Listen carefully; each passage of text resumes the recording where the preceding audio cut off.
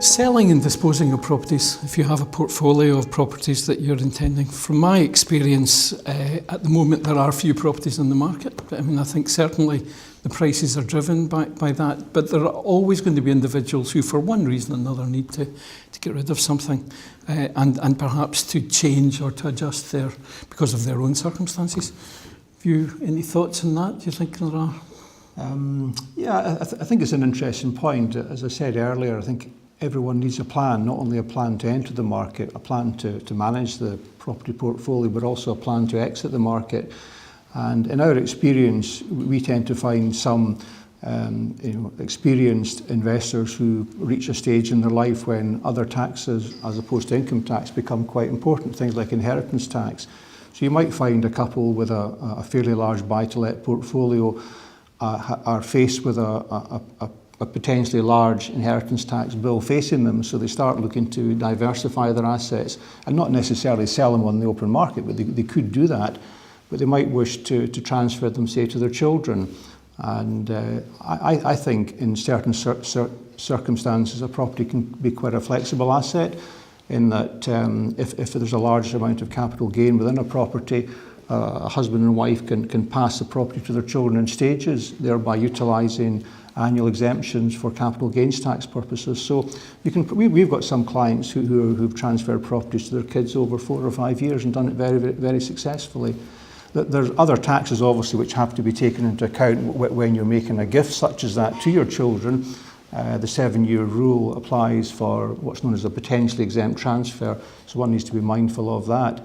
But I think it's just a case of having a plan to exit the market, or a plan to generally transfer properties down the line. When you talk about transferring property like that, David, does that become more complicated, I guess, when there's lending on the properties themselves and in the parents' name, for example, and the children then have to find a way to maybe finance that, and that maybe gets... I'm thinking of somebody who's paid off their borrowings, they're in their 60s or 70s, they're faced with a potentially large inheritance tax bill if they don't do anything, and they might start to try and pass properties down to the kids. And of course there's so many children now who are so much older than we were when they enter the property market, that a lot of parents are now trying to pass properties down to their kids to help them get on the market. Can I ask why it's a problem with lending, right?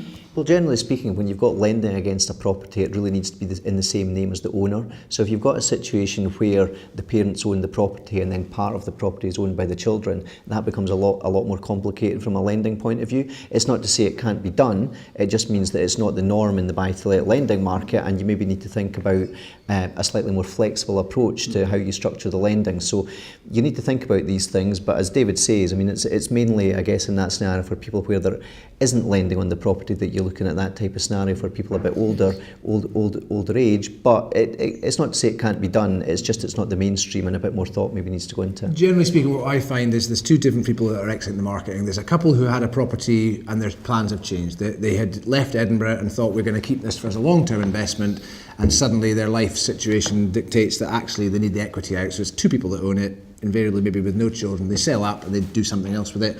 Or it's the more mature investor who has had that property for a considerable amount of time, and as you say, it's been paid off, and they're now just looking to exit the market altogether.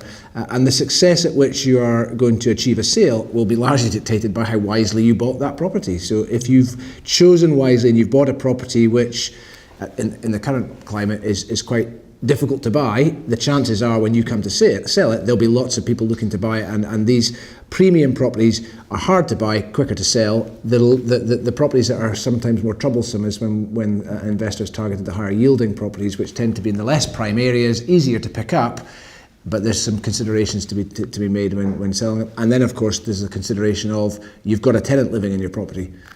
What problems does that bring? Well, I mean, I think first and foremost is if you don't have control over how often you can get in to do a viewing, then that limits physically bringing parties to the property to view it and look around it.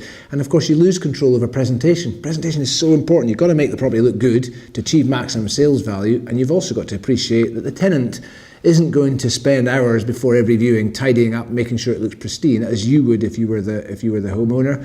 And it's inconvenient for a tenant. So I think if at all possible, You seek vacant repossession of your property, you get it tarted up, for want of a better expression, get it looking its absolute best, and put it on the open market, and actually the concern of the loss of income of not having rent coming in whilst you're selling it, you should actually get the benefit of a better sales price ultimately, which should compensate you well for that. What about in a situation though, Rob, where it's a property that you anticipate might take a bit longer to sell, that isn't in a prime location, that you think might take 3 or 4 months, and obviously 3 or 4 months with a mortgage to pay potentially and no rental income, that's a bit of a drain for a landlord. So what would your thinking be around that? Well, it's quite difficult to manage that, because if as soon as you've told your tenant that you're effectively going to sell the property, that unsettles them. Now, if it takes 2 months, 3 months, 4 months, to have that burden hanging over the tenant of knowing at some point I'm going to be given notice, most tenants would say, I'm not going to live in that situation, so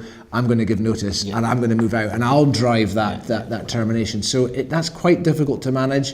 It is quite troublesome. Incentivising your tenant is quite sensible. Offer them some sort of incentive for staying on for the period in which you're marketing it, so it's in their best interest to stay, it's in their best interest to cooperate, and reassure them of a minimum notice period that when you do achieve a sale, you'll get plenty of warning, so you'll have time to move on and move out. But the key to that is that a good agent will help you to choose what the best policy, to choose the right property to sell and so on. Yeah, I think you have a realistic timescale, and a good sales agent will be able to tell you, we believe this property will sell over this period of time, and that helps for your planning. But certainly, having witnessed our sales team, the frustrations caused by trying to sell a property when there's a tenant in place, the restrictions that puts in place, are inhibitive. Well, one very interesting disposal situation, which is actually quite common, is a property which the landlord originally used as their main house, their principal private residence, and then they decided to rent it out. There are currently very attractive benefits available to somebody when they sell a house in that situation, in terms of additional relief, a relief called letting relief, which can take up to 40,000 out of the gain. So again, it's very, very important to take advice if you're considering selling a property which has been both your main house and an investment property. I think back to what you were saying as well, David, about having a plan for all this is crucial, because even from a finance point of view, if people have mortgages against the properties that they own and are renting out, they just need to make sure that they plan their finances in advance. So what you don't want to do is sell the portfolio in the order where you maybe still have penalties that you might have to pay to repay the borrowing. So transitioning away from that, or selling in the right order, or having a plan as you describe it, is absolutely crucial. Yeah. And that's the situation where you're talking of clients who've had fixed mortgages or fixed Well, rate. just any type of mortgage where there are penalties involved. It could be a fixed rate mortgage, it could be a tracker type deal. Some variable type mortgages with high street lenders have penalties in there. So you just need to be aware of these things and don't want there to be a sting in the tail when you pay the mortgage off. Having sold the property, then you maybe get hit with fees that you weren't expecting. Yeah. So the summary is to look carefully at your portfolio and then seek advice on how best to sell it and whether it should be vacant. Absolutely. Yeah. Yep.